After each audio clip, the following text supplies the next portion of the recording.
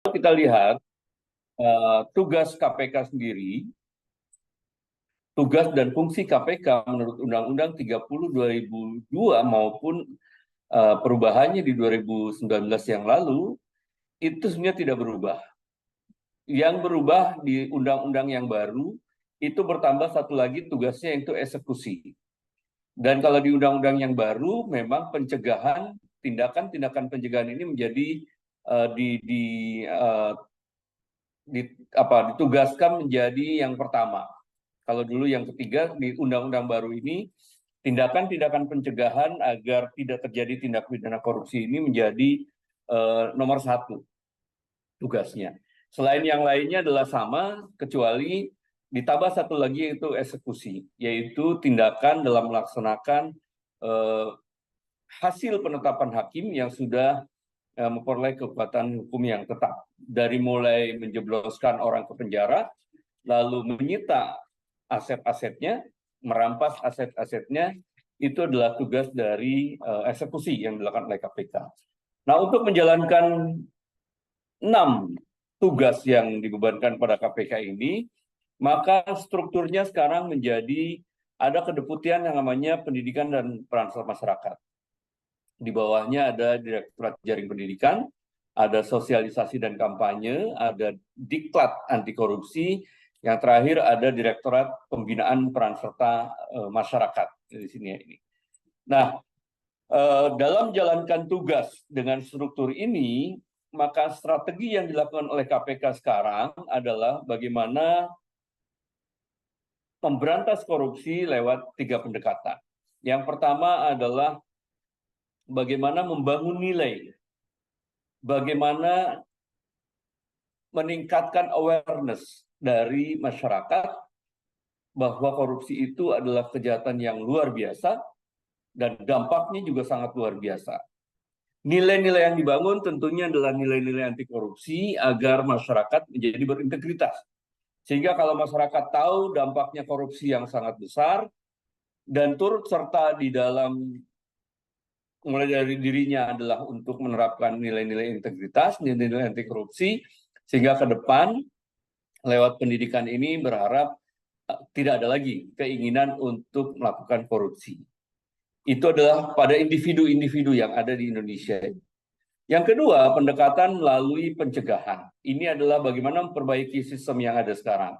Salah satunya mungkin kalau dulu kita daftar ke universitas itu harus secara konvensional, bawa berkas yang sangat banyak, datang ke perguruan tingginya untuk mendaftar, antri, dan seterusnya. Dengan perbaikan sistem, tentunya sekarang dengan digitalisasi, salah satunya adalah itu upaya untuk menjadikan sistem yang berintegritas, sistem yang terbebas dari korupsi, sistem yang terbebas dari transaksional yang ada, yang terjadi sekarang. Itu adalah upaya lewat perbaikan sistem. Supaya apa? Supaya nggak bisa korupsi lagi. Celah-celah yang bisa dilakukan oleh orang atau oknum untuk melakukan korupsi dengan sistem berbasis elektronik, misalkan digitalisasi, maka orang nggak bisa korupsi lagi. Yang kedua, yang ketiga, maksud saya adalah pendekatan dengan penindakan. Kalau sudah terjadi korupsi ya harus ditindak, gitu guys. Ini sebagai efek jerah tentunya supaya orang takut untuk melakukan korupsi. Nah, 3 pendekatan ini, baik pendidikan, pencegahan maupun lewat penindakan, tidak akan pernah efektif kalau hanya dilakukan oleh teman-teman KPK saja. Sumber daya KPK terbatas, orangnya, SDM-nya terbatas, finansialnya juga terbatas, dan KPK hanya berada di ibu kota negara. Di daerah nggak pernah ada KPK. Kalaupun ada KPK di daerah, berarti ada kegiatan di daerah tersebut. Apakah daerah kegiatan pendidikan, pencegahan maupun penindakan di sini ini. KPK nggak punya kantor di daerah. Jadi kurang lebih kalau di daerah KPK antara ada dan tiada lah di sini. Nah, teman-teman semua, dengan 3 strategi ini, baik itu lewat pencegahan maupun lewat pendidikan maupun di penindakan tadi, tidak akan efektif kalau hanya dilakukan oleh KPK. Oleh sebab itu, maka partisipasi masyarakat ini sangat diharapkan. Sebagai apa? Sebagai apapun juga, sesuai dengan kompetensi, kapasitas dari masing-masing, dari setiap orang bisa melakukan berkontribusi di dalam pemberantasan tindak pidana korupsi sendiri. Jadi kalau kita lihat tadi di bidang pencegahan itu perbaikan sistem melalui kajian-kajian gitu kan ya tadi, supaya kalau ada sebuah sistem yang buruk gitu, maka diberikan rekomendasi yang baik. Lalu kita punya pelaporan gratifikasi ini dalam rangka pencegahan juga, gitu kan sini ini, supaya orang tidak terlibat di dalam tindak pidana gratifikasi. Lalu ada LHKPN, orang supaya menjaga diri dari harta-harta yang tidak jelas. Termasuk juga di anti korupsi badan usaha itu bagaimana supaya para pengusaha, para vendor itu juga berlaku sesuai dengan nilai-nilai anti korupsi dalam menyelenggarakan atau melaksanakan tugasnya. Itu by system. Sedangkan pendidikan tadi lewat pendidikan formal maupun informal, lalu sosialisasi kampanye, peran serta masyarakat, dan mengikuti diklat-diklat anti korupsi, ini adalah usaha yang dilakukan oleh pendidikan. Nah, sedangkan di penindakan mungkin teman-teman bisa juga menjadi orang yang melaporkan, gitu kan ya, melaporkan pada KPK kalau terjadi di lingkungan teman-teman ada tindak pidana korupsi. Oleh sebab itu, tentunya KPK juga membuka saluran pengaduan melalui baik itu melalui email, baik itu melalui aplikasi ya, melalui KWS. KWS punya KPK whistleblower system, itu juga adalah upaya-upaya dilakukan oleh teman-teman. Jadi teman-teman atau siapapun juga boleh berkontribusi sebagai bagian dari masyarakat di dalam memberantas tindak pidana korupsi lewat pendidikan, lewat pencegahan maupun lewat di penindakan. Nah, di pendidikan sendiri sebetulnya KPK melaksanakan diberi tugas, diberi kewenangan untuk menyelenggarakan program pendidikan anti korupsi di setiap jejaring pendidikan. Jadi secara formal maka KPK menginsersi pendidikan anti korupsi, atau mungkin dalam bentuk mata kuliah atau mata pelajaran yang tersendiri, yang mandiri, itu juga boleh. Gitu kan sini ini. Saya kurang tahu kalau di Asia ini apakah sudah mandiri atau memang diinsersi dalam PPKN mungkin, atau mungkin dalam Pancasila, atau mungkin di mata kuliah agama atau yang lain, monggo saja. Gitu. Yang penting pendidikan anti korupsi itu salah satu menjadi bagian dari mata kuliah atau mata pelajaran yang ada di sekolah atau perguruan tinggi tersebut. Nah, sementara pendidikan anti korupsi sendiri itu tidak hanya di perguruan tinggi, tapi kami mulai dari usia dini. Kalau saya bicara pendidikan anti korupsi ini, kita mulai dari PAUD sampai orang menjelang MAUD, kira-kira seperti itu. Jadi dari mulai usia dini, dari PAUD, nilai-nilai anti korupsi akan kita tumbuh kembangkan gitu sini. Ya tentunya akan berbeda ya pelajaran atau pendidikan anti korupsi dari mulai PAUD, dasar, menengah, sampai perguruan tinggi, dan masyarakat umum, termasuk para pejabat-pejabat tinggi di Indonesia ini akan berbeda kurikulum dan lain-lainnya. Tapi nilai-nilai yang diterapkan tentunya sama, gitu kan di sini ini. Kira-kira seperti itu yang menjadi tugas KPK. Teman-teman semua, kalau kita bicara korupsi, itu ada yang disebut dengan petty corruption. Petty corruption ini adalah korupsi yang kecil-kecilan, kira-kira seperti itu ya. Selain uangnya atau nilai korupsinya juga kecil, katakanlah kecil dalam pandangan saya, misalnya 10.000 ya, 20.000 katakanlah. Bahkan mungkin ya, kalau kita lihat, mohon maaf ya, di beberapa minimarket itu juga itu harus di situ parkir gratis, tapi kita diminta uang 2.000 atau 3.000 untuk parkir, padahal di situ jelas-jelas parkir gratis, itu termasuk petty corruption juga. Jadi korupsi yang kecil-kecilan juga gitu di sini ini. Jadi selain nilai uangnya kecil, tapi juga memang orang-orang yang melakukan korupsinya juga adalah orang-orang yang kecil, dan biasanya petty corruption ini langsung berhubungan dengan masyarakat gitu di sini ini. Nah, yang kedua ada yang disebut dengan grand atau political corruption. ini adalah korupsi yang nilai angkanya besar. Kalau di undang-undang disebutkan 1 miliar ke atas angka rupiahnya gitu di sini. Tapi orang-orangnya juga ini adalah orang-orang yang punya kewenangan tinggi gitu di sini. Dan biasanya grand corruption atau political corruption ini tidak langsung berhubungan dengan masyarakat. Bahkan kadang-kadang masyarakat merasa bahwa ya itu kan yang korupsi pejabatnya aja gitu kan ya ini. Kan yang di Jakarta aja yang korupsi gitu. Sehingga masyarakat tidak merasa menjadi korban korupsi mereka gitu kan. Padahal kenapa korupsi masih disebut dengan kejahatan yang sangat luar biasa? Karena tadi yang korupsinya mungkin hanya 2-3 orang gitu kan.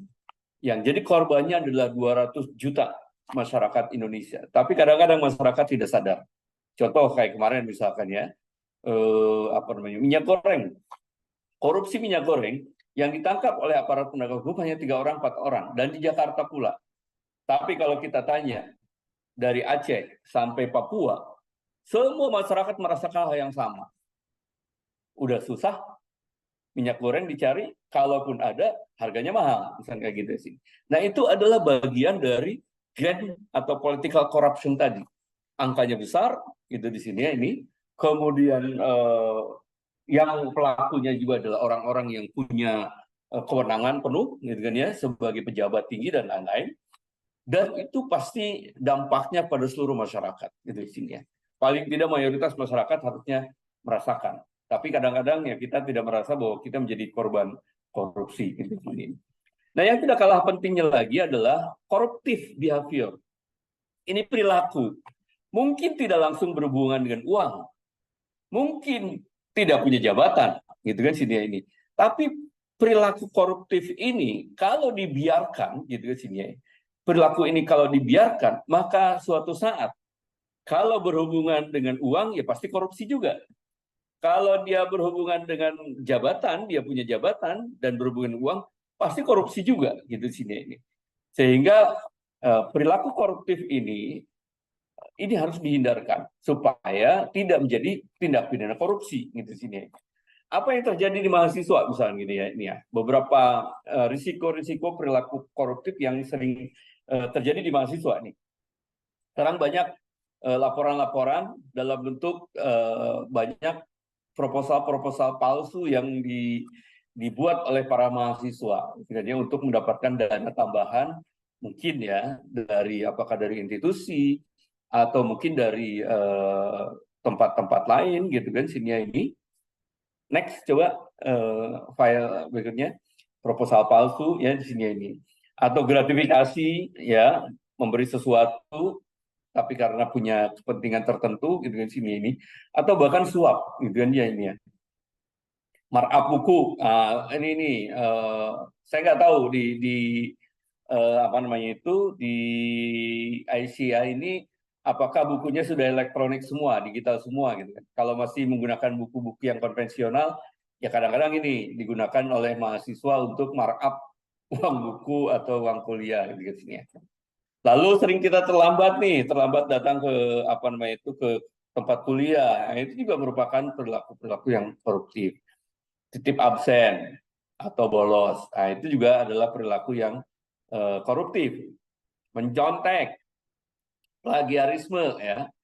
Tugas copy paste gampang aja copy paste tinggal ganti nama aja. Itu plagiarisme. Dan itu adalah perilaku-perilaku yang koruptif. Kalau itu dibiarkan, maka tidak menutup kemungkinan suatu saat perilaku-perilaku ini kalau dibiarkan dan ditumbuh kembangkan di dalam diri kita, suatu saat mungkin akan menjadi tindak pidana korupsi. Sehingga kalau kita lihat contohnya, next berikutnya ini ada beberapa orang yang melakukan kecurangan ya di UTBK, SBMPTN, gitu kan ya, atas nama orang lain, tapi yang melakukan adalah dianya sendiri. Tapi atas nama orang lain. Ini kan curang, gitu kan sini. Mungkin dibayar gitu kan ya. Kenapa mereka mau melakukan kecurangan? Mungkin dibayar oleh si orang yang bersangkutan yang ingin lulus UTBK maupun SBMPTN ya, di sini. Lalu ada 4 akademisi tanah air yang terjerat kasus plagiarisme di sini.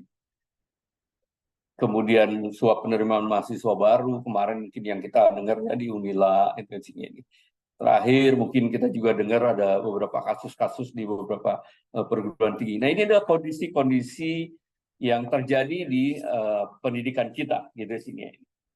Nah, kalau sudah jadi tindak pidana korupsi, teman-teman semua, dulu yang disebut korupsi itu adalah perbuatan melawan hukum, gitu kan ya, di Undang-Undang 3 tahun 71 yang lalu itu, korupsi itu adalah perbuatan melawan hukum untuk memperkaya diri sendiri atau orang lain, gitu kan ya, ini ya, yang merugikan keuangan negara atau perekonomian negara. Dulu cuma satu pasal itu yang disebut korupsi ini. Tetapi dengan undang-undang yang baru, Undang-Undang 31 tahun 99, Junto 2020 tahun 2001, maka sekarang yang disebut korupsi itu tidak hanya kerugian negara, tidak hanya yang merugikan negara, gitu di sini ya. Penggelapan dalam jabatan pun sekarang sudah dianggap korupsi. Katakanlah sebagai seorang bendahara, misalnya gitu kan, ini melaporkan hanya 80 juta, padahal uang sebetulnya ada 100 juta. 20 jutanya ya dikorup, berarti kan itu penggelapan dalam jabatan sebagai bendahara misalnya. Sebagai pengelola aset, motor yang dilaporkan hanya 20, padahal harusnya 25 misalnya gitu di sini. Itu penggelapan dalam jabatan. Perbuatan curang misalnya, khususnya misalnya dalam pengadaan barang dan jasa. Jumlahnya sih benar, jumlahnya benar, tapi kualitasnya bukan yang seperti ini harusnya. Atau kualitasnya benar nih, tapi jumlahnya kok cuma segini, gitu kan sini. Itu adalah kecurangan, misalnya perbuatan curang.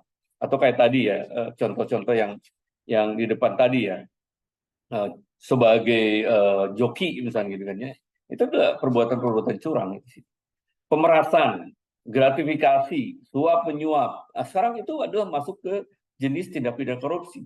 Dulu sebelum ada undang-undang ini, Undang-Undang 3199, itu suap penyuap belum dianggap sebagai korupsi, gitu kan ya, tapi tindak pidana yang lain.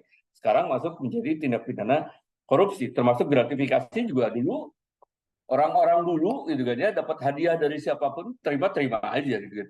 Karena belum masuk dalam jenis tindak pidana korupsi. Tapi sejak 99, Undang-Undang 3199, maka gratifikasi menerima hadiah itu adalah menjadi bagian dari tindak pidana korupsi.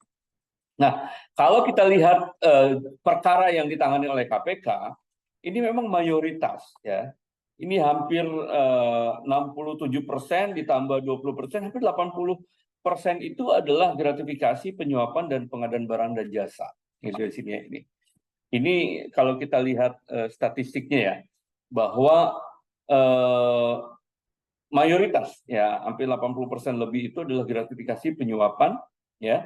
Kemudian pengadaan barang dan jasa yang sering terjadi di sana ya. Jadi yang paling banyak yang ditangani oleh KPK, orang yang ditangkap oleh KPK malah banyaknya adalah swasta, gitu kan, di pihak swasta ininya. Nah, gratifikasi penyuapan apa bedanya, gitu kan ya, gratifikasi dan penyuapan. Kalau suap menyuap itu berarti kedua belah pihak itu memiliki kesepakatan, gitu kan ya, untuk melakukan sesuatu atau tidak melakukan sesuatu. Ada deal dua pihak itu ya untuk melakukan sesuatu atau tidak melakukan sesuatu. Misalkan, ini misal saja, ya, si A memberi sesuatu pada dosennya, Bu, saya ngasih ini buat Ibu. Oh ya, terima kasih. Sebentar Bu, jangan dulu terima kasih. Saya ngasih ini itu supaya nilai saya bagus ya nanti A. Di sini. Kalau sepakat dosennya menerima pemberian tadi, lalu sepakat, oke nak, nanti nilai kamu A. Ada kesepakatan seperti itu, maka itu yang disebut dengan suap menyuap. Maka kalau ketahuan oleh aparat penegak hukum terjadi suap menyuap, maka dua-duanya itu akan kena pidana di sini. Nah, kalau gratifikasi ini biasanya bersifat tanam budi. Ini contoh lagi, ini contoh saja misalnya. Seorang mahasiswa memberi sesuatu pada dosen, Kan kalau tadi suap penyuap dia ngomong, Bu, saya kasih ini tapi tolong nilai saya A nanti ya. Oke, kata si guru dosennya, saya terima ini nanti nilai kamu A. Itu ada kesepakatan. Tapi kalau gratifikasi tidak ada kesepakatan. Artinya kayak barusan misalnya ini mahasiswa ngasih sesuatu lalu ditanya oleh dosennya, ngapain kamu ngasih ini ke saya? Enggak, ini saya ingat sama ibu aja, saya ngasih aja. Besok-besok ngasih lagi, besok-besok ngasih lagi gitu sini ini. Suatu saat, pada saat dosen tersebut akan memberikan nilai, maka terjadi konflik di situ. Dia ingat pada pemberian-pemberian yang sudah dilakukan sebelumnya. Jadi kalau gratifikasi itu sifatnya tanam budi gitu kan di sini ini. Kayak gitu. Oleh sebab itu, pegawai negeri atau pejabat yang menerima sesuatu dari bentuk hadiah, bentuk apapun juga gitu di sini, dari orang yang jelas-jelas orang itu berhubungan dengan jabatan yang dia miliki, maka sebaiknya ditolak. Gitu. Kalau tidak sempat ditolak, ya dilaporkan. Gitu di sini ya. Nggak sempat ditolak, ya dilaporkan. Supaya apa? Supaya terhindar dari gratifikasi tadi di situ. Gitu di sini ya ini. Apa aja bentuk gratifikasi, bentuknya apapun juga. Gitu kan sedia ini. Boleh uang, boleh barang, itu kan ya ini. Boleh komisi, ya. Pokoknya kalau nanti ibu ngasih nilai A saya misalnya gitu ya sini ya ini. Atau dikasih ini buat ibu Bu, misalkan ya bentuknya komisi gitu kan ya, ini hadiahnya bentuknya ini. Atau diskon, kredit, apapun juga pokoknya itu adalah hadiah yang diberikan pada seseorang yang punya jabatan, maka itu yang disebut dengan gratifikasi itu di sini ya ini. Dan gak main-main nih. Kalau betul-betul orang itu kena gratifikasi gitu di sini ini, kalau pejabat negara tadi kena gratifikasi, maka dihukum minimal 4 tahun tuh minimalnya gitu kan ya. Bukan setahun 2 tahun, tapi kalau gratifikasi minimal 4 tahun gitu sini. Tapi memang kadang-kadang orang tuh begini, ada rasionalisasi gitu kan, ada bentuk rasionalisasi dari kenapa orang masih mau menerima gratifikasi gitu sini. Orang mengatakan bahwa itu kan sudah terima kasih Pak, saya nggak ada ngapa-ngapain gitu kan ya, saya cuma mengerjakan pekerjaan ini, setelah itu dia ngasih terima kasih, ucapan terima kasih dalam bentuk tadi apa namanya hadiah misalnya di sini. Lalu ya orang yang ngasihnya juga ikhlas Pak gitu kan ya, dia nggak ngomong apa-apa kok gitu kan di sini. Ya memang nggak ngomong apa-apa gitu kan ini. Tapi nantinya gitu kan ya pemberian tadi itu yang percuma yang cuma-cuma tadi itu akan membuat kita menjadi galau gitu kan dalam menentukan sesuatu di sini. Jadi beberapa rasionalisasi ini yang sering terjadi gitu di sini apa namanya itu menganggap bahwa ya gratifikasi biasa aja gitu kan situ ya ini. Artinya boleh juga kalau nerima gitu kan ya ini. Ini adalah bentuk rasionalisasi. Tapi jangan lupa teman-teman bahwa tidak semua gratifikasi itu harus dilaporkan. Nah ini ada clue-nya ya bahwa oh boleh juga dong nerima hadiah, nerima sesuatu yang tidak perlu dilaporkan atau tidak perlu ditolak gitu. Yang pertama, kalau memang pemberian itu yang jelas-jelas orang yang memberi itu adalah ada kaitannya dengan tugas jabatan kita, maka memang sebaiknya itu ditolak gitu ya sini. Jadi kalau apa namanya itu ada kaitannya dengan pemberian dari kita, sebaiknya ditolak. Dengan jabatan kita memang sebaiknya ditolak itu sini. Tapi kalau sifatnya kedinasan, misalkan, mohon maaf nih, misalkan Bu dosen apa namanya itu ditugaskan atau diundang oleh KPK misalnya, Bu dosen diundang oleh KPK untuk mengikuti diklat di KPK misalnya atas undangan KPK, lalu dibiayai oleh KPK misalnya gitu di sini. Itu gratifikasi juga, iya, tapi karena dalam kedinasan boleh diterima, tapi tetap harus dilaporkan gitu di sini ya ini. Tapi kalau yang sifatnya umum, gitu kan sini ya ini, yang sifatnya umum, kayak tadi diskon ya, diskonnya 20%, tapi yang dapat diskon siapapun juga dapat, oh itu mah monggo aja gitu kan ya. Tapi kalau ada kekhususan nanti, ada sebuah toko misalkan diskon 20%. Tapi begitu yang datang adalah dosen dari Universitas Aisyah ini, oh kalau untuk ibu dosen dapatnya 50%. Nah, itu nggak boleh gitu. Tapi kalau sifatnya umum ya berlaku secara umum, katakanlah tadi contohnya diskon 20%, siapapun juga 20% sama, terima aja gitu kan ya ini ya. Itu nggak usah dilaporkan juga gitu kan di sini ya. Dan itu memang bukan gratifikasi. Demikian juga kalau misalkan apa namanya itu ibu dosen misalkan gini, ibu dosen ulang tahun. Nah, ini contoh ya. Ibu dosen ulang tahun nih. Mahasiswa boleh nggak ngasih sesuatu pada dosen? Boleh, gitu kan sini ya ini. Boleh dalam rangka tadi ya. Tapi ada batasannya. Kalau pejabat nih, kalau seorang pejabat ya mendapatkan hadiah dari anak buahnya tadi, maka anak buahnya tidak boleh lebih dari 300.000. Dan tidak boleh berupa uang gitu di sini. Harus berupa barang. Misalkan di tempat universitas apa namanya itu Aisyah misalnya gitu ya, ada pergantian dekan misalnya gitu ya ini. Maka sebagai dosen yang dulu di bawah dekan ingin memberi sesuatu, monggo para dosen urunan masing-masing dosen tidak boleh lebih dari 300.000 misalnya di sini. Dan itu jangan berupa uang, tapi berupa barang gitu di sini. Itu boleh diatur di dalam Perkom KPK nomor 2 tahun 2019 yang lalu. Itu adalah bagaimana mengatur antara rekan kerja, kira-kira seperti itu ya. Tapi kalau misalkan mohon maaf ibu dosen apa namanya itu menikahkan anaknya misalnya atau menghitan anaknya ya dalam acara-acara keagamaan misalnya kayak gitu, lalu pihak keluarga menyumbang kepada ibu dosen tadi, boleh terima nggak? Boleh, gitu kan sila. Selama memang tidak ada kaitannya dengan tugas dan kewajiban kita sebagai dosen, terima aja. Mungkin dari kakak kita, mungkin dari orang tua kita, mungkin dari adik kita, terima aja. Gitu kan sini.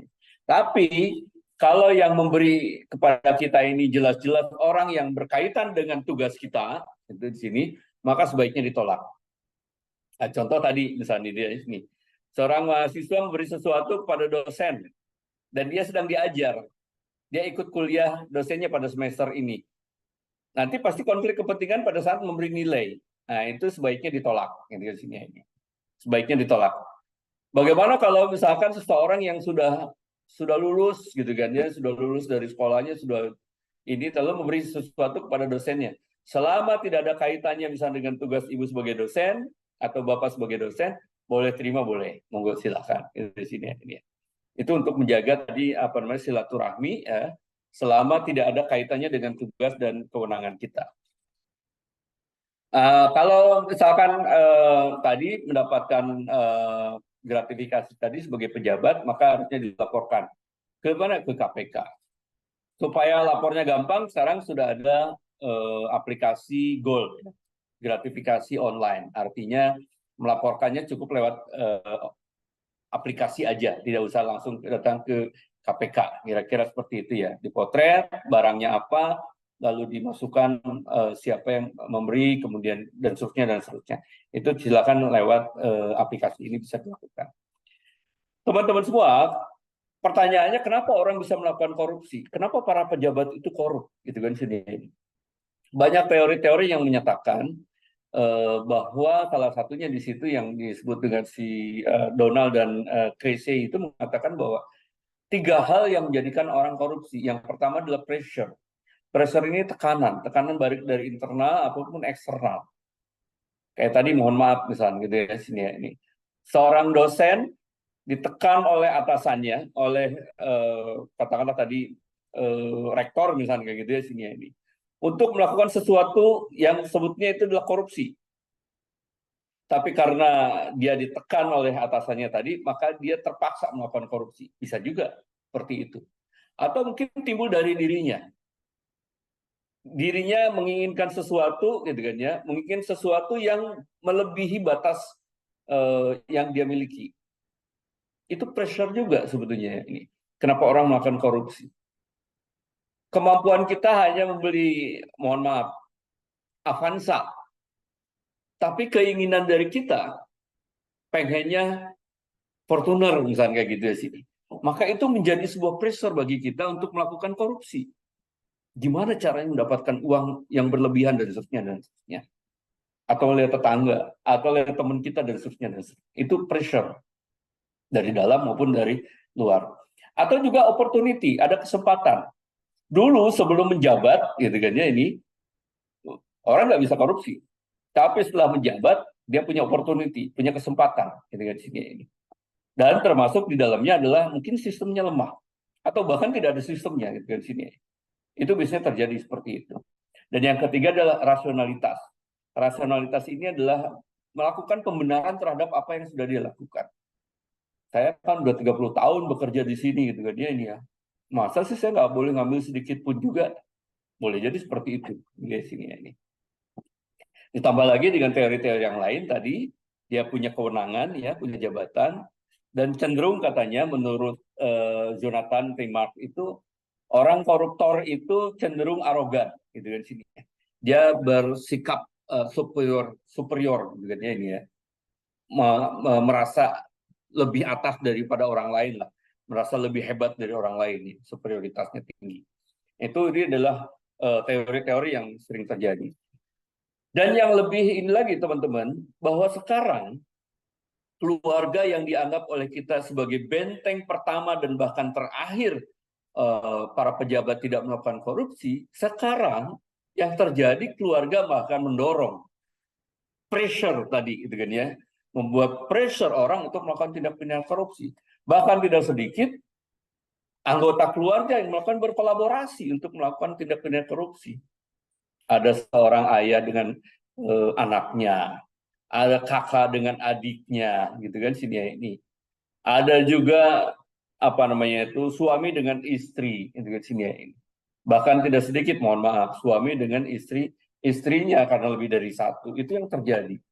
Bahkan sekarang teman-teman semua tidak hanya melibatkan keluarga inti, keluarga yang di circle satu, ya, yang di luar sedikit itu ya, ini dari keluarga inti, ada misalkan supir, ada juga apa namanya itu pembantu, itu diikut sertakan juga dalam korupsi sekarang. Bahkan tidak sedikit sekarang melibatkan mereka itu menjadi TPPU, tindak pidana pencucian uang. Jadi untuk menyamarkan hasil korupsi, maka uangnya itu dititipkan di supir, dititipkan di apa namanya itu di pembantunya, bahkan tidak sedikit mereka misalkan di atas namakan supirnya, rekening tabungannya, perusahaannya dan lain-lain gitu. Jadi sudah mulai melibatkan circle yang ada di keluarga inti gitu kan ya, di luar keluarga inti. Nah, oleh sebab itu bagaimana caranya kita membangun supaya tidak terjadi korupsi, yaitu membangun integritas kita, gitu kan ini ya. Apa yang disebut dengan integritas? Integritas itu adalah keselarasan antara pikiran, perkataan, dan perbuatan kita. Tapi harus sesuai dengan norma-norma hukum yang berlaku. Norma-norma hukum agama, norma hukum normatif, positif, maupun adat yang berlaku. Gitu sini. Nah, oleh sebab itu, teman-teman, apakah yang disebut dengan integritas ini adalah orang yang tidak korupsi? Enggak juga ternyata. Kalau kita lihat dari formulasi yang dibuat bahwa orang tidak berintegritas itu, orang berintegritas itu bukan tidak hanya korupsi. Tidak hanya korupsi, yes, bahwa dia harus berintegritas. Tapi orang sebut berintegritas kalau yang pertama adalah bahwa dia punya apa ya, akuntabel. Apa yang dia kerjakan itu sesuai dengan hukum yang berlaku, sesuai aturannya, SOP-nya ada, proses bisnisnya seperti ini, diikutin gitu sini. Tidak bikin sendiri, akuntabel itu sini ini. Yang kedua, bahwa orang sebut integritas harus kompeten. harus punya kompetensi, gitu ya sini ya. Ya kalau teman-teman sudah kuliah nih, ya ada kuliah di hukum mungkin, ada kuliah di fakultas yang lain. Artinya kalau nanti teman-teman menjadi seorang sarjana, berarti dia kompeten, kan gitu sini ya. Dia punya kompetensi. Nah, oleh sebab itu, sebagai orang yang berintegritas itu akuntabel bahwa dia menjalankan sesuatu sesuai dengan SOP, prosedur yang ada, hukum-hukum yang ada. Kedua, kompeten. Yang ketiga, bahwa orang berintegritas itu adalah harus punya etik, gitu kan sini. Nggak bisa tuh dia seenaknya saja gitu sih. Tapi dia menghormati apa namanya itu orang yang lebih tua, gitu kan ya. Dia menyayangi orang yang lebih muda, gitu kan ya. Dia menghormati sesama yang seusia, misalnya kayak gitu ya. Jadi orang yang berintegritas itu tidak hanya tidak korupsi, ya, tidak hanya tidak korupsi, tetapi dia akuntabel, bertanggung jawab, kompeten, dan dia punya etika, gitu ya sini ini. Nah, supaya orang berintegritas, KPK sendiri punya 9 nilai anti korupsi. Jadi harapannya tentunya saja teman-teman, supaya menjadi orang berintegritas tadi, maka dalam kesehariannya dia bisa mengimplementasikan nilai-nilai anti korupsi. KPK punya 9 nilai anti korupsi yang bisa diimplementasikan oleh teman-teman sendiri pribadi. Bahkan kalau sudah bisa mengimplementasikan diri sendiri, maka harapannya ini bisa ditularkan kepada lingkungan sekitar kita, apakah lingkungan keluarga, apakah lingkungan kampus, apakah lingkungan sosial, apakah lingkungan keagamaan, monggo silakan di sini. Nah, 9 nilai ini yang kita kenal dengan Jumat Bersepeda Kakak. Jadi Jumat Bersepeda Kakak ini singkatan, jadi Jumatnya itu adalah jujur, mandiri, tanggung jawab. Bersepedanya ini adalah berani, sederhana, peduli, disiplin, adil. Kakaknya ini adalah kerja keras.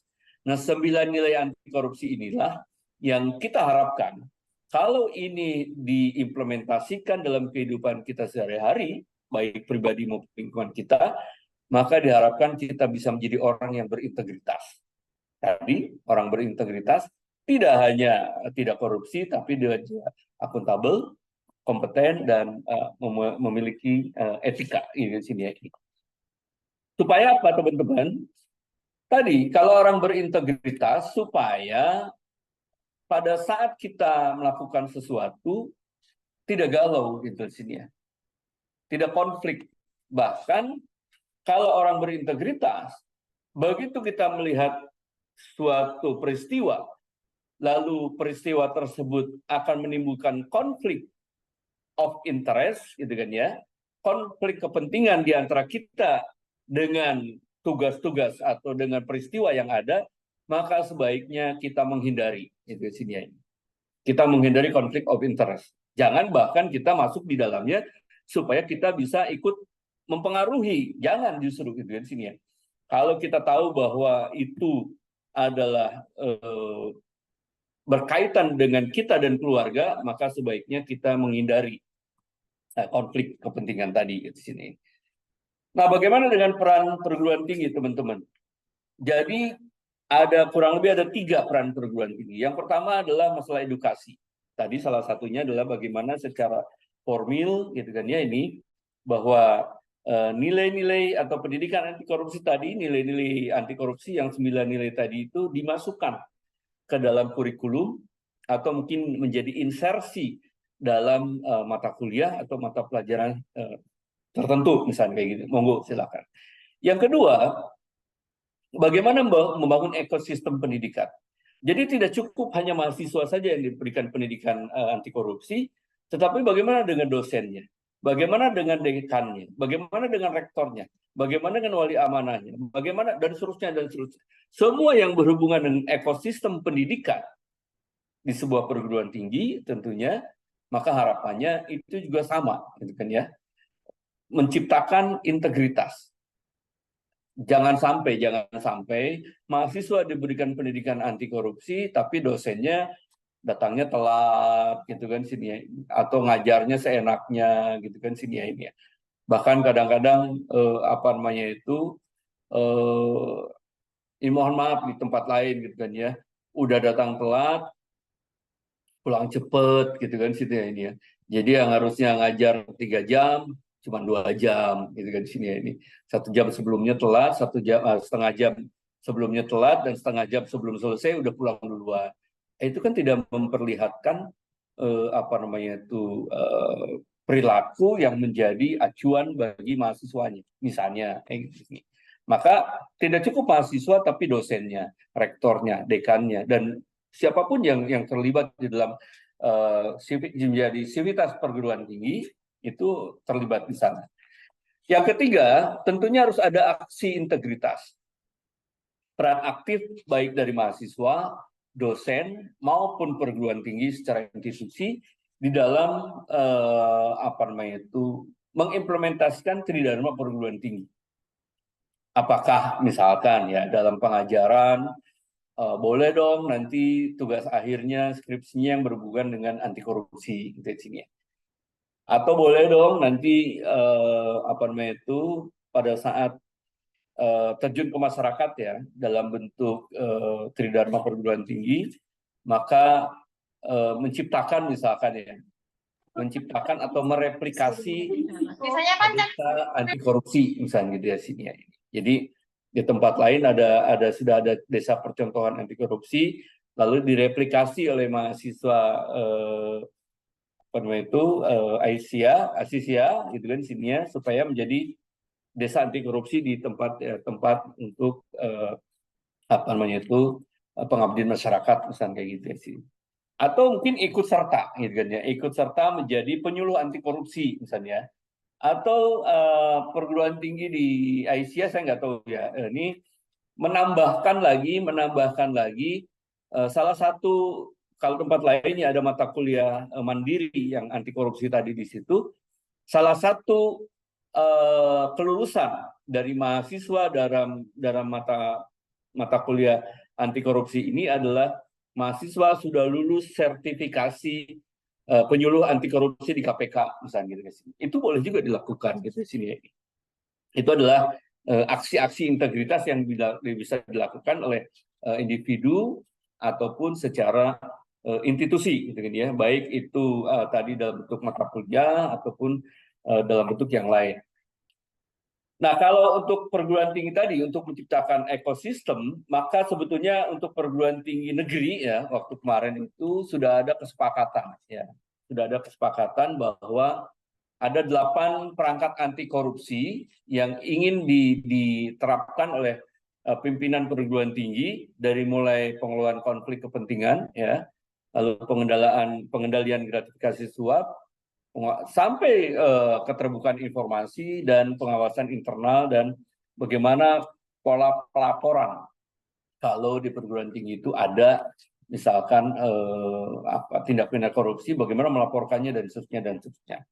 Nah, ini adalah yang sudah disepakati oleh para pimpinan perguruan tinggi di tahun yang lalu, sebetulnya mulai dari tahun yang lalu ya. Tahun ini kita coba di pilot project di beberapa perguruan tinggi juga di sini ya. Nah, sebagai institusi tentunya komitmen para pimpinan perguruan tinggi juga harus bisa dipegang gitu di sini. Jadi pada saat membuat kebijakan-kebijakan di perguruan tinggi juga harus melihat apakah ini berkaitan langsung dengan anti korupsi atau tidak. Bahkan harusnya sih kebijakan anti korupsi menjadi prasyarat gitu kan ya. Lalu sebagai pimpinan tentunya para ibu dosen, bapak dosen, dekan maupun para rektor, wakil rektor itu menjadi acuan, sehingga tune from the top-nya bisa ini menjadi suri toladan gitu ya sini. Jadi segala sesuatu diawali oleh puncak korporasi atau institusi tadi ya sini ya, memberi contoh di sini ini. Dan tentunya tidak ada toleransi, harusnya zero toleran untuk korupsi ini ya. Sekecil apapun juga gitu di sini ini. Dan bagi para pimpinan tentunya yang komitmen anti korupsi ini tidak cukup di awal hanya diniatkan saja di hati. Sebagai rektor, sebagai dosen atau sebagai dekan misalnya gitu ya sini. berniat dalam hati saja bahwa ya mulai hari ini saya akan anti korupsi. Kalau ada mahasiswa kayak gini saya akan, nggak cukup gitu kan. Bagi seorang pemimpin itu harus dikomunikasikan pada orang-orang yang berada di sekitarnya. Dosen pada mahasiswa, dekan pada para dosen, rektor pada para dekan, para dosen juga demikian. Itu harus dikomunikasikan. Bahkan kadang-kadang dibuat secara tertulis gitu kan, secara formal ya. Karena apa? Karena kalau hanya di dalam hati saja, orang lain kan nggak tahu bahwa oh ibu sekarang atau bapak dosen sekarang nggak boleh lagi yang begini-begini gitu kan. Dulu kan Pak harusnya kebiasaan kita begini-begini ya. Nah, itu harus dikomunikasikan. Misalkan ya, anak-anak mulai semester ini Bapak tidak mau lagi ada mahasiswa Bapak yang memberi sesuatu kepada saya, gitu kan ya. Apalagi mahasiswa yang masih apa namanya itu masih dalam tahap pembelajaran dengan saya. Saya tidak mau menerima sesuatu. Nah, itu harus dikomunikasikan gitu. Tidak cukup hanya dalam hati aja. Bahkan secara institusi tadi secara tertulis. Ini contoh kebijakan yang dibuat oleh sebuah institusi ya ini ya. Kalau terjadi kecurangan pada saat ujian, gitu kan ya, baik online maupun offline, ketahuan bahwa dia nyontek gitu kan sih, drop out itu sini ya ini. Ini satu institusi. Boleh next slide-nya. Ini adalah contoh ya bahwa institusi ini tidak main-main dengan anti korupsi di sini ya. Kecurangan adalah salah satu perilaku korup tadi di sini. Sehingga dia bikin sebuah kebijakan secara institusi. Kalau ketahuan kecurangan selama ujian, baik online maupun onsite, itu drop out, nggak mau tahu. Aduh, tinggal 1 semester lagi, drop out, gitu kan, nggak mau tahu. Nah, itu kan bagus, gitu sih. Sehingga mahasiswanya, ya kalau dibuat kebijakan seperti ini ya, nggak berani juga, gitu kan ya, main-main, gitu kan sih ya. Nah, ini adalah yang bisa dilakukan oleh institusi dalam membuat kebijakan-kebijakan yang anti korupsi. Bagaimana dengan mahasiswanya? Mahasiswanya sendiri bisa berkontribusi kan gitu ya sini ya.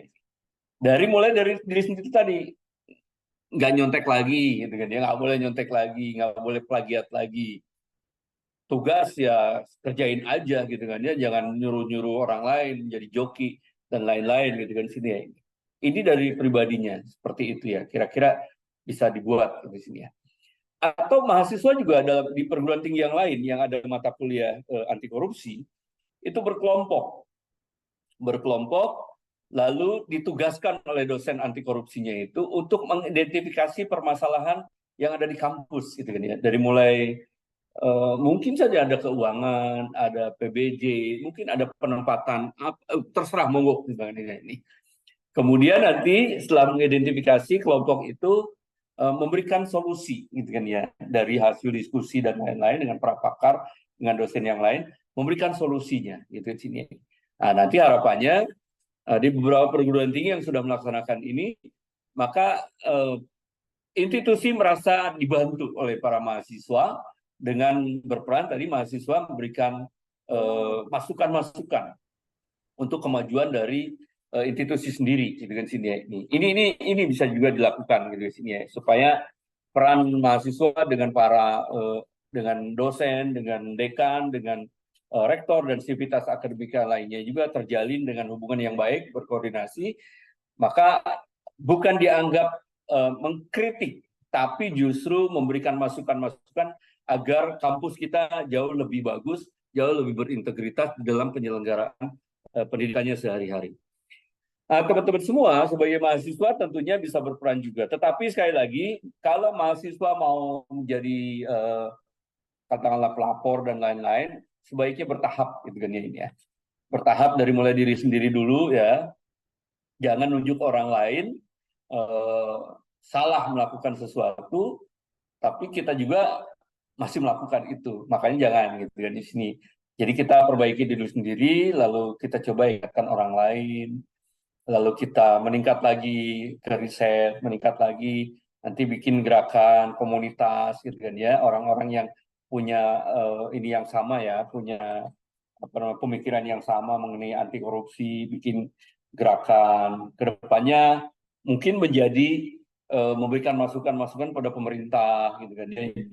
Dan terakhir mungkin bisa menjadi whistleblowing gitu kan, untuk melaporkan di sini.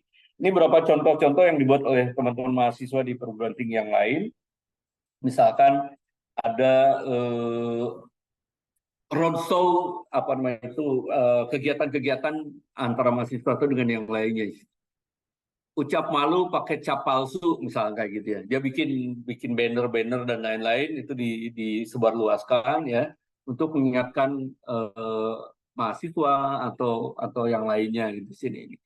Lalu ada juga yang mari ngopi bukan kopi, tip anti plagiarisme ala mari ngopi bukan kopi. Nah ini upaya yang dilakukan oleh mahasiswa mengingatkan teman-teman yang lainnya gitu sini ini. Ada juga yang bentuk-bentuk yang lain. Monggo silakan antara mahasiswa yang satu dengan yang lain kan bisa berbeda ya inisiatif dan lain-lain.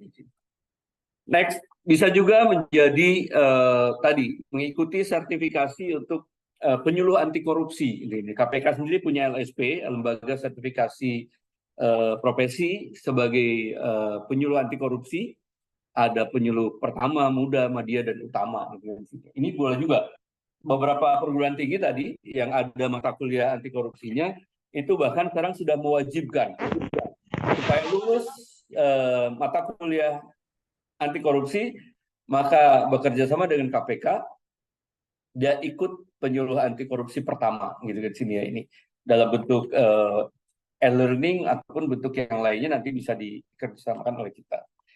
Terakhir teman-teman, sebagai mahasiswa kaum milenial dan Gen Z tentunya diingatkan bahwa tahun ini adalah tahun politik, tahun depan juga tahun politik, dan kita tahu dari data KPU bahwa pemilih muda, milenial dan Gen Z ini mencapai hampir 53-54% sebagai pemilih muda ini.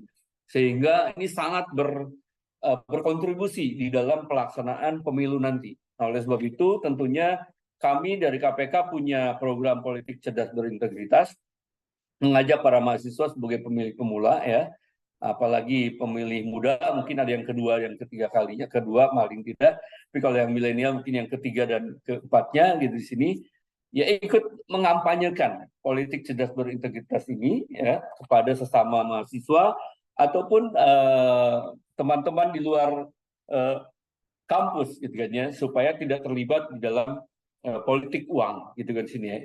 Jadi kita nolak politik uang. Politik uang ini seringkali orang mengatakan sebagai serangan fajar gitu ya sini ya. Ini maka tagline kami sekarang jelang pemilu 2024 ini adalah menolak politik uang dengan tagline-nya adalah hajar serangan fajar gitu kan sini ya ini. Dengan berbagai cara gitu ya. Ini kami membuat leaflet, kami mengkampanyekan lewat roadshow, BIS juga mensosialisasikan supaya masyarakat menolak politik uang gitu kan, biar demokrasi kita tidak tercela karena transaksional uang yang diberikan kepada masyarakat yang tidak seberapa sebetulnya ini. Dan terakhir, sebagai kunci pencegahan tindak pidana korupsi ini, teman-teman jangan mau jadi korban, ya tadi, apalagi menjadi pelaku. Jadilah teladan, ya sebelum mengajak orang lain, jadikan diri kita menjadi teladan, lakukan nilai-nilai anti korupsi tadi, yang 9 nilai anti korupsi, Jumat bersepeda kakak tadi, coba diimplementasikan pada diri sendiri, lalu baru mengajak orang lain atau organisasi ya ini, dan kalau bisa kalau kita punya jabatan tolak segala bentuk gratifikasi, kalau kita belum punya jabatan jangan memberi gratifikasi gitu sini ini. Dan kalau memang ke depan menjadi harapan kita semua, teman-teman bisa mencegah bahkan mungkin bisa melaporkan setiap dugaan korupsi. Terakhir teman-teman, saya kasih pantun buat teman-teman. Malam minggu, malam beraksi. Cakep. Apa daya masih diisolasi. Cakep. Mumpung masih muda, mari berkarya tanpa korupsi, kelak tua berjaya tanpa interogasi. Terima kasih. Mantap. Ya, terima kasih Pak Wawan atas materi dan pantunnya yang menggugah teman-teman jadi bersemangat ya dalam berintegritas dan anti korupsi. Baik, silakan kepada teman-teman mahasiswa ini dari berbagai macam program studi ini, Pak Wawan, dari kesehatan, eksak, dan juga dari sosial nih hadir di sini. Cuman saya baru menyadari ternyata kapasitas Zoom saya 300 dan ternyata ada lebih dari 300 yang mau join ini nggak bisa. Oke, jadi mungkin insya Allah kita buat agenda berikutnya gitu ya. Baik, kepada teman-teman silakan ada yang mau bertanya bisa langsung unmute atau bisa melalui chat silakan. Izin bertanya, Bapak. Oke, Mbak Ulfa, silakan Mbak Ulfa. Sebelumnya, perkenalkan nama saya Ulfa Dawanti dari Prodi S1 Gizi. Oke, Izin Mbak bertanya, Ulfa. terkait kasus korupsi di tingkat pemerintahan, jika seorang menteri terbukti melakukan tindakan korupsi dan telah menjalani hukumannya, apakah jabatan secara otomatis dicabut setelah hukuman berakhir, atau ada proses lain yang harus dilalui? Terima kasih, Pak. Oke, terima kasih. Mau ditampung dulu, Awan, atau mau langsung, Pak? 3 dulu lah ya. 3 dulu, oke. 3 ya. Siap. Berikutnya silakan yang ingin menyampaikan pendapatnya, bertanya. Enggak ada, belum. Silakan, bisa langsung menyampaikan tanggapannya atau mau lewat chat boleh.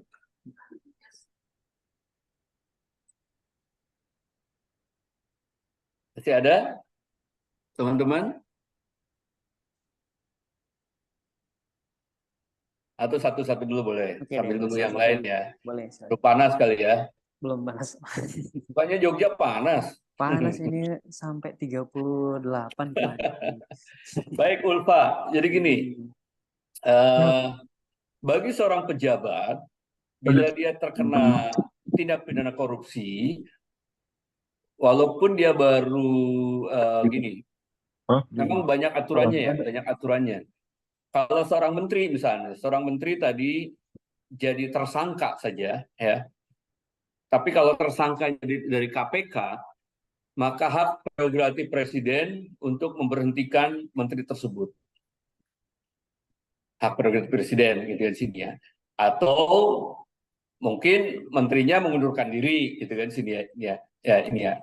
Apalagi kalau sudah jadi terpidana, baru tersangka aja biasanya sudah diberhentikan gitu kan sini ya. Atau kadang-kadang juga ada yang berhenti sementara gitu kan sini. Jadi memang aturannya memang kalau menteri itu hak prerogatif presiden. Jadi boleh mundur atau boleh diberhentikan oleh presiden. Tapi biasanya sebelum diberhentikan oleh presiden udah mundur duluan gitu kan sini ya. Ini ya. Mereka juga mungkin udah punya rasa gitu kan ya. Karena biasanya kalau yang mentersangkakan itu KPK itu 100% conviction rate-nya. Artinya biasanya kalau sudah ditersangkakan oleh KPK, nyampe ke pengadilan, itu pasti udah vonis. Gitu kan. Tinggal vonisnya aja. Vonisnya berapa tahun. Tapi itu udah pasti. Gitu kan ya. Karena sampai sekarang conviction rate-nya KPK itu 100%. Setiap kali dijadikan tersangka oleh KPK, dengan Pasti itu, minimal 2 alat bukti, maka itu nyampe ke pengadilan. Gitu kan sini ya. Nah biasanya seperti itu. Tapi kalau jabatan-jabatan yang lain, kayak ASN misalnya gitu ya di sini. Ini udah ada aturannya di Undang-Undang ASN sudah diatur gitu. Di sini biasanya setahu saya itu kalau hukumannya kurang dari 5 tahun, nah kalau hukumannya kurang dari 5 tahun itu maka dia diberhentikan sementara. Diberhentikan sementara. Nanti setelah dia menjalani hukumannya itu isinya yang di bawah 5 tahun ya. Kalau dia saya lupa 5 tahun atau 2 tahun, nanti kita cek lagi ya. Tapi ada aturan seperti itu. Kalau dia nanti selesai menjalani hukumannya, kemudian formasi untuk ASN-nya masih ada, dia boleh kembali lagi jadi ASN gitu di sini ya.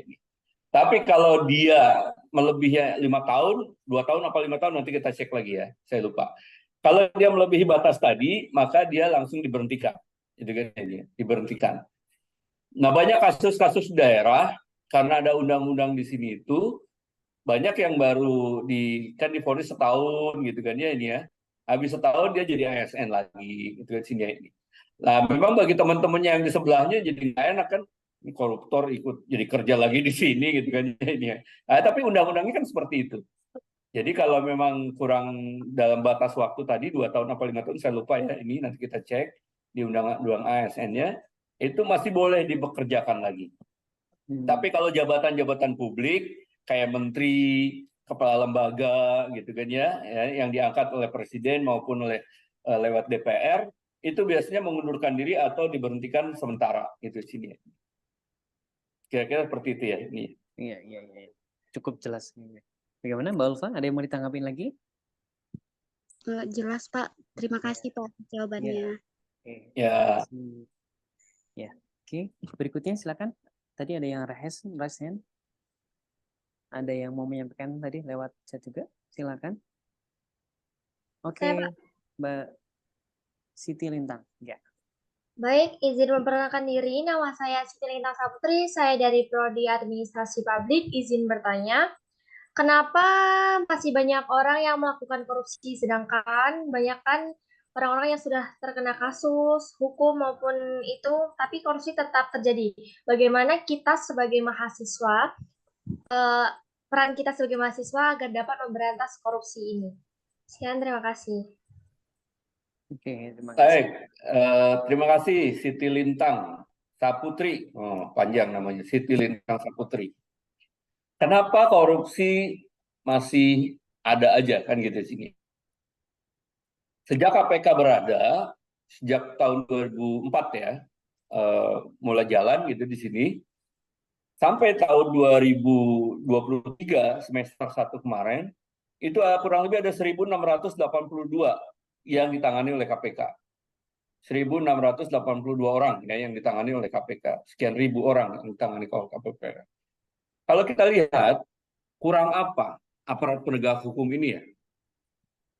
Dari polisi, dari Polri, ada Polda, ada Polres, ada bahkan Polsek, bahkan ada Babin Kamtibmas sampai ke desa-desa kan ya ini. Kejaksaan juga demikian, Kejaksaan Agung, Kejaksaan Tinggi, Kejaksaan Negeri ya di sini ya. Bahkan sekarang kejaksaan sudah masuk ke sekolah-sekolah juga kan gitu sini. Jadi aparat penegak hukum kurang apa banyaknya kan gitu sini. Tapi korupsi masih ada juga kan di sini. Satu sisi mungkin karena penegak hukum bekerja, itu kan ya ini ya. Kan kalau korupsi ada tapi penegak hukum tidak bekerja, orang-orang kita nggak pernah tahu juga. Oh, ada menteri ini yang korupsi, oh ada bupati ini yang korupsi. Kalau penegak hukum tidak bekerja, membiarkan mereka melakukan korupsi, kita tidak pernah tahu juga ada korupsi kan gitu ya sini. Satu, penegak hukum bekerja, makanya ketahuan sekarang. Jadi banyak tambah lagi korupsinya kan di sini. Yang kedua, padahal kurang apa gitu, karena pendekatan hukumnya, efek jerahnya mungkin tidak ini ya. Apalagi sekarang ya, dengan adanya GR kepada MK bahwa dulu pernah KPK bekerja sama dengan KPU supaya para koruptor ini nggak boleh mencalonkan dari menjadi calon anggota legislatif maupun jadi kepala daerah kan gitu ya dulu ya. Tapi kan di GR ke MK, kata MK itu hak asasi manusia, tidak boleh gitu kan ya. Akhirnya boleh sekarang para koruptor untuk mencalonkan kembali jadi anggota legislatif maupun jadi kepala daerah gitu di sini. Dulu pernah diributkan bahwa selain apa namanya itu calon anggota legislatif maupun ini, dulu pernah diributkan bahwa koruptor harusnya dengan narkoba itu nggak boleh dapat remisi. Jadi kalau dia divonis 5 tahun ya 5 tahun. Tapi di GR juga ke MK, hasilnya itu hak asasi manusia, gitu kan? Akhirnya sekarang koruptor pun dapat remisi. Maka kalau dia di vonis 5 tahun, tidak harus menunggu 5 tahun. Boleh jadi 2,5 tahun dengan remisi dan berbuat baik, maka 2 tahun juga udah mulai keluar kan, bisa keluar. Nggak ada efek jerahnya, gitu kan ya? Nggak ada efek jerahnya. Nah oleh sebab itu, maka KPK melakukan pendekatan lain. Kalau dengan apa namanya itu dengan penindakan saja tidak ada efek jerahnya di sini ini. Walaupun sekarang KPK sudah mulai ya. Kalau hanya dibui, kalau hanya dipenjara tidak menjadi efek jerah, maka berikutnya adalah TPPU. Tindak pidana pencucian uang tadi kan gitu di sini. Kalau bisa lebih banyak uang yang diambil lagi dibalikan lagi ke negara kan gitu di sini ya. Apalagi sekarang ada RUU perampasan aset. Lebih dahsyat lagi gitu dengan RUU perampasan aset itu. Kurang lebih kalau RUU perampasan aset itu adalah kalau dia korupsi katakanlah 200 juta, tapi dia punya aset 2 miliar, maka 2 miliarnya itu nanti akan disita kan gitu di sini ya. Lalu nanti akan dibuktikan di pengadilan. Apakah 2 miliar ini hak miliknya benar atau bagaimana gitu di sini ya. Nah, kalau TPPU kan harus ada korupsinya dulu baru bisa masuk ke TPPU gitu di sini ya. Jadi koruptor sekarang kelihatannya lebih takut dimiskinkan daripada dijebloskan ke penjara gitu di sini. Nah, oleh sebab itu, teman-teman semua, KPK melakukan pendekatannya sekarang tidak hanya penindakan, karena dengan penindakan saja tidak cukup, ternyata tidak membuat orang jerak untuk melakukan korupsi, bahkan ada yang berulang, gitu kan, setia ini. Oleh sebab itu, satu tadi lewat pencegahan, memperbaiki sistemnya. Sehingga kalaupun ada orang yang punya niat korupsi, nggak bisa, karena sistemnya sudah dibuat sedemikian rupa, misalnya ini. Tapi yang namanya orang, kalau sudah ada niat, kan gitu ya sini ya, sistem sebagus apapun juga akan dicari celahnya, kan gitu ya sini ya. Makanya kalau kita lihat modus korupsi berbeda-beda terus, kan gitu. Orang kejahatan itu, orang kalau sudah punya niat jahat, maka dicari aja celahnya. Sistem sebagus apapun juga akan dicari. Oleh sebab itu, lewat pendidikan, ini bagaimana merubah mindset orang, kan gitu di sini ya. Supaya berintegritas. Dengan cara apa? Ya KPK tadi, dengan cara mengimplementasikan 9 nilai anti korupsi tadi, ya, Jumat bersepeda kakak tadi, jujur, mandiri, tanggung jawab, kemudian berani, sederhana ya. Dengan pola hidup sederhana, orang mungkin ke depan tidak ada lagi niat untuk melakukan korupsi. Karena orang korupsi salah satunya adalah greedy, karena serakah, gitu kan ya ini. Tidak pernah merasa cukup. Kalau orang kita mengatakan qanaah, gitu kan ya ini ya. Dia merasa cukup dengan apa yang diberikan oleh Allah kepada kita. Tapi orang yang korup tadi, orang yang serakah, yang greed, gitu kan ya ini, maka dia akan mencari sesuatu yang berlebih. Nah, harapannya dengan pola hidup sederhana tadi, ya salah satu nilai anti korupsi, maka orang nggak ada lagi untuk niat untuk melakukan korupsi. Untuk apa saya korupsi? Saya udah cukup kok hidup dengan segini, dengan sini. Nah, ini adalah upaya yang dilakukan. Jadi selain penindakan, pencegahan, lalu pendidikan. Dan jangan lupa tadi saya bilang peran serta masyarakat. Teman-teman mahasiswa sebagai bagian dari masyarakat tentunya juga harus bisa berperan. Apa kata Siti Lintang tadi? Peran saya apa, Pak? Di sini. Ya minimal tadi perilaku korup selama Anda menuntut ilmu, ya jangan dilakukan. Datang terlambat, nyontek, itu kan perilaku korup gitu kan sini ini ya. Orang lain melakukan kesalahan didiemin aja, gitu. Kita cuek-cuek aja, pura-pura nggak tahu, ya jangan. Harus tegur loh. Nah, tegur oleh kita dengan cara yang baik tentunya gitu ya. Jangan jadi masalah juga nanti ke depannya gitu kan ya ini. Jadi upaya-upaya yang dilakukan mahasiswa tadi saya katakan tadi, perilaku korup yang bisa dilakukan oleh mahasiswa ya, dengan cara tadi datang sering terlambat, memberi sesuatu pada guru dengan niat supaya nanti suatu saat gurunya ingat sama dia gitu kan ya, nilainya jadi bagus. Itu gratifikasi namanya, itu kan di situ ya ini ya.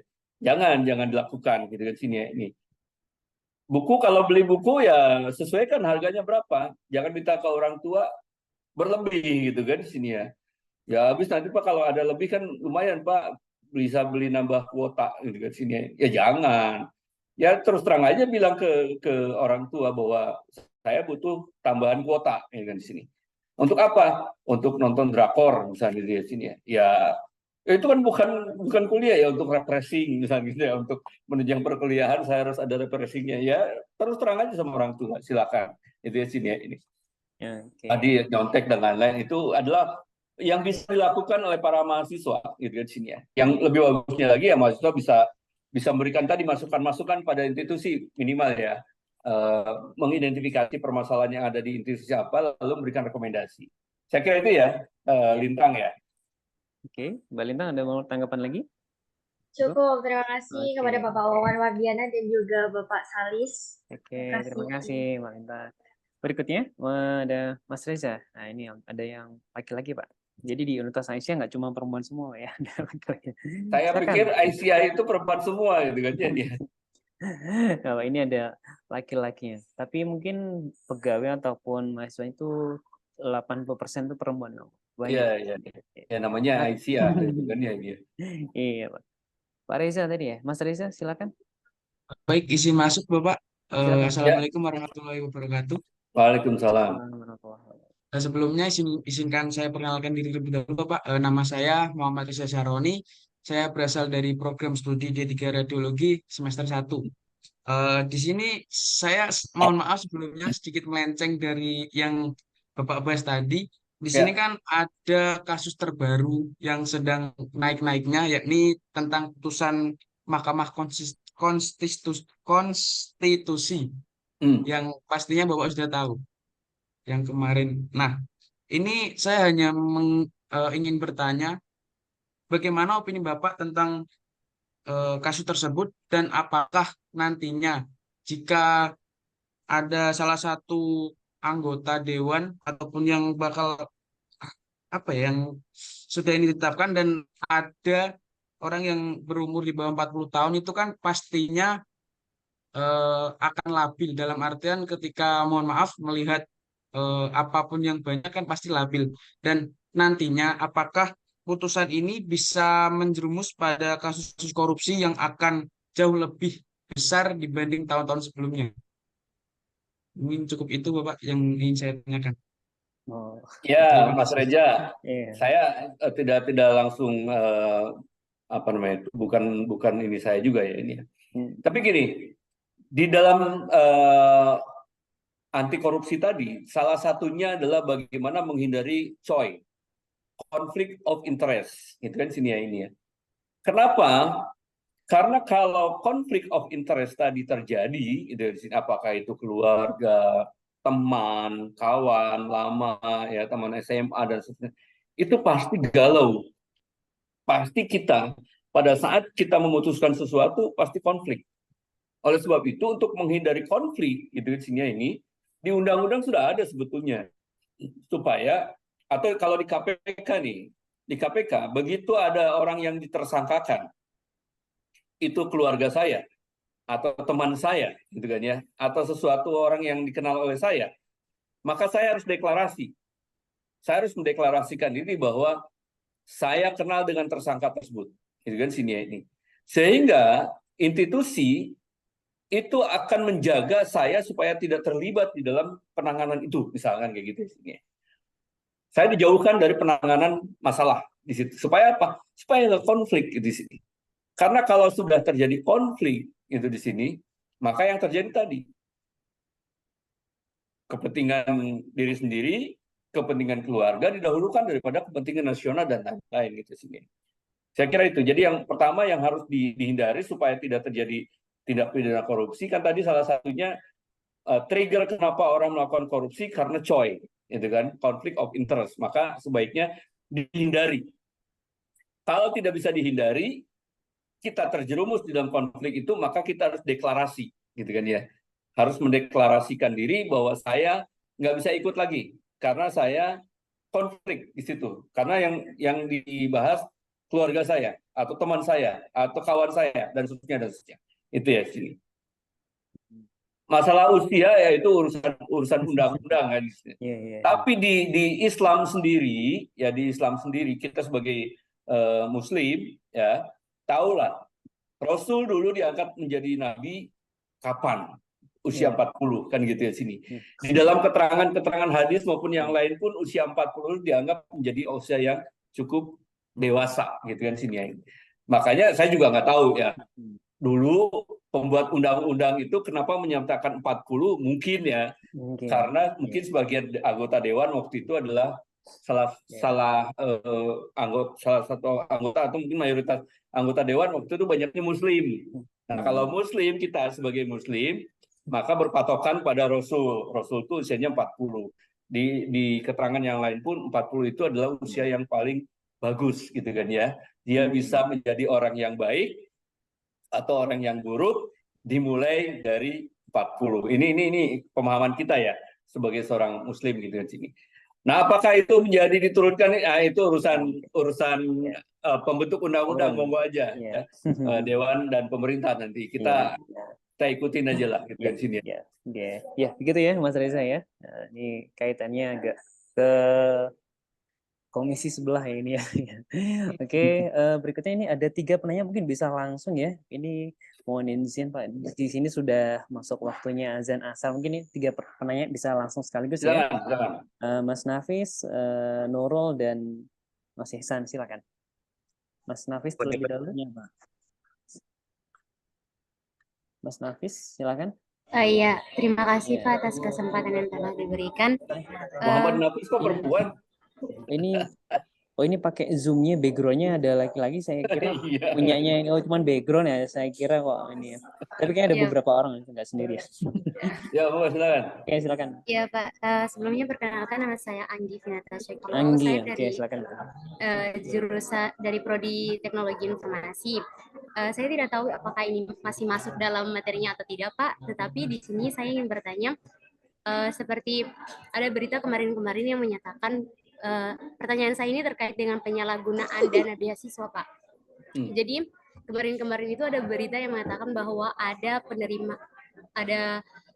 mahasiswa penerima beasiswa LPDP Pak yang telah lulus dari pendidikan mereka di luar negeri tetapi tidak mau balik ke Indonesia Pak. Sementara yang kita tahu tujuan dari mereka dikirim ke luar negeri adalah memperoleh ilmu dan kemudian balik ke Indonesia dan membangun Indonesia itu sendiri.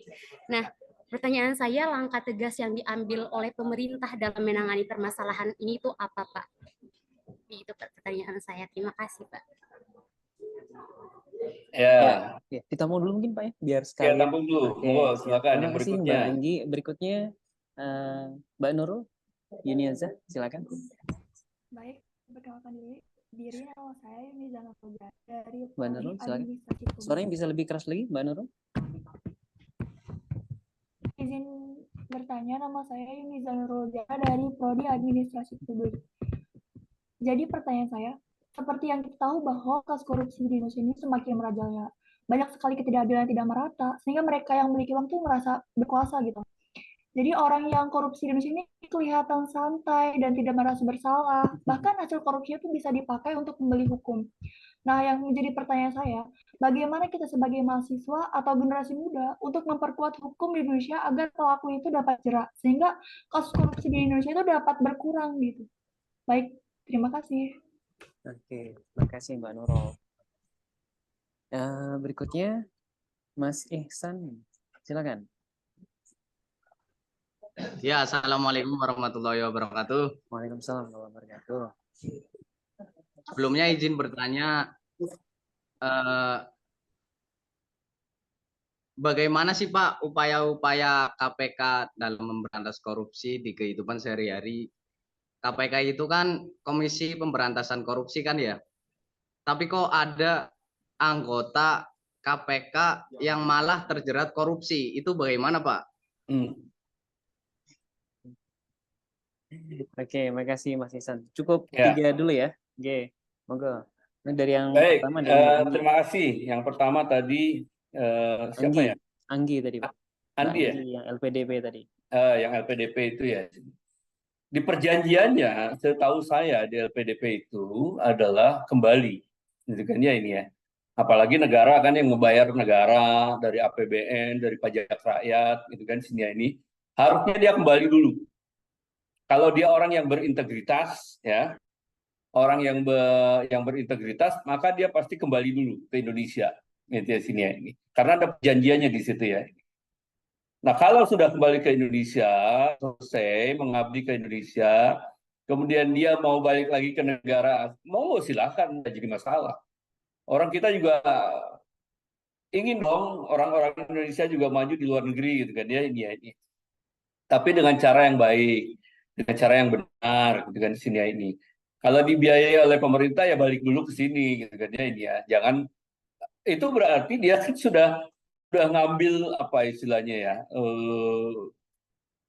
ya uang yang sudah dianggarkan oleh pemerintah dari pajak kita, lalu digunakan untuk membayar dia untuk sekolah. Setelah dia tamat, dia bukannya membangun Indonesia, malah membangun diri sendiri. Dan ya itu tadi, orang yang tidak berintegritas boleh jadi seperti itu ya ini ya. Maka kalau tidak salah ada aturannya oleh pemerintah, itu akan memanggil pulang ke sini, gitu ya, sini. Atau dia kena TGR, kena ganti rugi, dia harus mengembalikan uang sejumlah yang sudah diterima oleh dia, gitu kan, dikali berapa persen gitu kan ya, supaya menjadi efek jerak agar mereka kembali. Itu ya. Yang kedua, sebagai mahasiswa apa sih Pak supaya orang itu takut gitu kan ya menjadi ya ada efek jeraknya lah gitu kan ya, jadi korupsi. Kalau teman-teman dari Fakultas Hukum gitu kan sini ya, boleh dong bikin kajian akademis gitu kan ya dengan para dosen dan lain-lain, memberi masukan pada anggota dewan dan pemerintah supaya Pak kalau korupsi kayak gitu tuh jangan 5 tahun, Pak korupsi gitu tuh jangan 2 tahun gitu kan ya, harusnya hukum mati aja Pak. Silakan bikin yang banyak kajian akademis gitu kan ya ini ya, nanti diusulkan pada anggota dewan atau pemerintah supaya merubah gitu kan ya, merubah hukuman bagi para koruptor ini supaya menjadi efek jerak gitu sini ini. Karena yang tadi dikatakan gitu kan sini ini, nggak ada jeraknya tuh Pak, malah dadah gitu kan ya, selfie gitu kan ya sini ini. Apalagi koruptornya perempuan gitu kan ya, ini malah selfie dengan wartawan dan dadah dan lain-lain. Ya nggak ada apa kata orang muda katanya urat malunya udah putus katanya kan gitu di sini. Dan kembali lagi sebetulnya itu dari masyarakat sendiri. Kita masyarakat itu salah juga gitu loh sini. Udah tahu dia koruptor dan lain-lain, sekembali dia menjadi kembali ke masyarakat malah diagung-agungkan gitu kan ya sini ya. Dan kebanyakan koruptor setelah selesai menjalani hukumannya, dia mengatakan bahwa saya dizolimi, itu kan ya ini. Dia masih tetap dia nggak merasa salah gitu loh. Padahal sudah divonis oleh hakim dan sudah menjalani apa namanya itu hukumannya, tapi setelah keluar dari penjara dia tidak merasa salah. Akhirnya masyarakat dan keluarganya mengagung-agungkan dia kan gitu sih. Malah dia diberi kedudukan yang prestis, diberikan kedudukan sebagai pejabat publik. Ya orang udah nggak pernah ini lagi, orang nggak jerah lagi, para koruptor ya malah tambah gede kepala aja kan gitu sini. Jadi selain penjara ya sebagai efek jerak, harusnya sanksi sosial dari masyarakat juga diberikan gitu kan sini. Tapi kalau kita malah mendukung, malah mengagung-agungkan mereka, ya tambah gede kepala aja mereka itu sini. Iya, betul. Oke. Kemudian berikutnya tadi Ihsan, gimana Pak KPK kok Komisi Pemberantasan Korupsi masih ada korupsi juga gitu. Ya KPK juga sama, di dalamnya orang-orang manusia juga kan gitu sini. Tetapi di KPK zero toleran gitu ya sini. Zero tolerannya apa? Kasus kecil saja di KPK kalau terjadi korupsi, ya tidak pernah didiamkan, pasti diproses. Kalau perlu pemecatan dipecat. Lalu tindak pidananya ya dilanjutkan. Kalau perlu dipenjara. Mungkin bisa lihat ya, beberapa penyidik KPK setelah ketahuan dia meminta uang, melakukan pemerasan ya kepada para tahanan itu di sini, penyidik juga, lalu di sidang etik, lalu di sidang juga di pengadilan tipikor karena dia melakukan pemerasan, dan dia dipenjara juga gitu sini. Kemungkinan itu masih tetap ada gitu kan ya ini ya. Usaha yang dilakukan oleh KPK ya tadi sekali lagi, sistem sebagus apapun juga kalau namanya orang sudah punya niat pasti dicari celahnya gitu. Tapi sekali ketahuan di KPK, sekali lagi zero toleran. Nggak ada toleransi bagi teman-teman yang melakukan tindak pidana di KPK, sudah pasti dilakukan tindakan di sini, baik etik maupun pidananya. Jadi selain mungkin dipecat, tapi dia juga pasti dipenjara melakukan tindak pidananya. Saya kira itu. Ya, baik, terima kasih sekali, banyak ilmu yang kita peroleh dari Pak Wawan. Tapi mohon maaf ini Pak Wawan dan teman-teman sekalian, ini nggak bisa mengakomodir. Ini yang chat saya ini banyak banget ya Pak. Dan saya juga tadi ada yang resen juga, tapi mohon maaf ya teman-teman sekalian karena berhubung waktu ini sudah masuk asar dan kita istirahat terlebih dahulu ya. Nanti pembelajaran bisa kita lanjutkan di pertemuan berikutnya gitu.